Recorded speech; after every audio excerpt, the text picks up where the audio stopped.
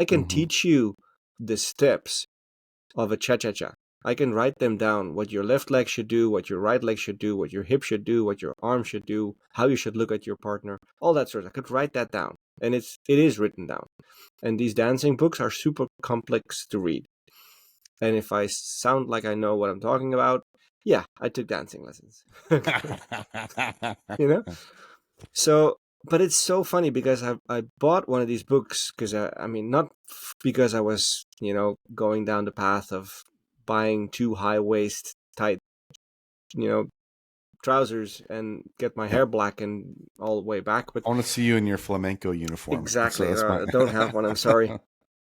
But I was interested in how they would describe how to move your body in such a way that it expresses a dance, because dance is about expressing emotion through movement, right? And of course, we're not going down that path that far. We're not expressing emotions with our back kick. I mean, it's not that dramatic. Sometimes, like, what did you just do that for, right? That's motion under the wall. That's true. But it's not because I put my back kick this way or that way. It's usually because my middle fingers are up. Right? Exactly. It's a different movement. Yeah.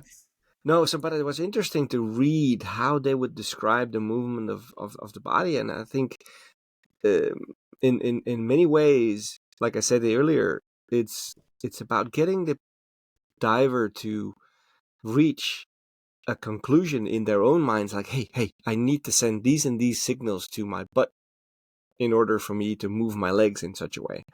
And that requires a little bit of knowledge of you and your anatomy, what works together, what muscle groups are antagonists of other muscle groups, and so on and so forth. And I think that helps, or at least it helps me a lot, in getting the point across with moving divers underwater. And it works from the very beginning, from the open water class, from entry-level classes, right? When we teach them the very basics of scuba diving, which is breathing. And how does your body react to being underwater? And as you know, all of the initial classes are without scuba equipment. It's no equipment. It's bathing suit or swimming trunks, and that is it. Nothing else. Let's first see what your body does underwater, and let's get your land brain, park it, and let's get a water brain. That's the first thing we need to do. And when that's done, let's now slowly introduce some of the equipment that can now do what your body wants to do underwater, but help you. Let's give you some tools to make your job easier, right? And that's what it's all about. And then that's when we can get into the fact that you, as a diver, should be less focused on the equipment and more focused on you as the biggest piece of equipment. Yeah. And the other stuff is just tools that make it either more or less efficient. That's it. Yeah, and I think that's a really, really important point, is that at the end of the day, the real problem to solve, there is some manipulation of equipment, right? There is some theoretical underpinning that has to be, present.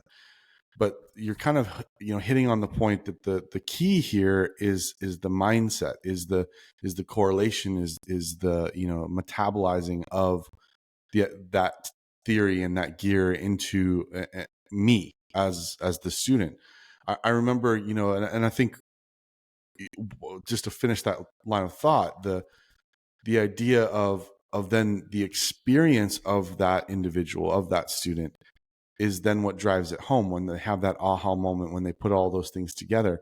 The story I was going to tell was, I remember one of the key things that I've designed for a lot is the ability to run experiments.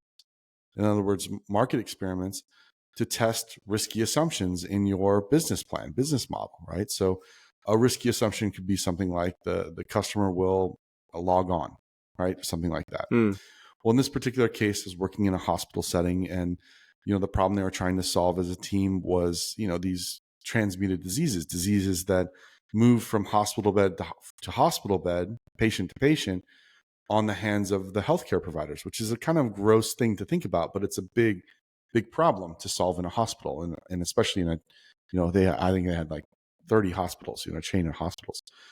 If you can affect that, you can have a huge effect. So long story short, one of the main ways that they do that is to ensure that healthcare providers can wash their hands, right, in between those visits. And unfortunately, the enforcement mechanism for that was a clipboard. They literally hired somebody at every hospital at the stations to watch and make sure doctors and healthcare providers were washing their hands. The other challenge is that, well, how do you know when your hands are clean?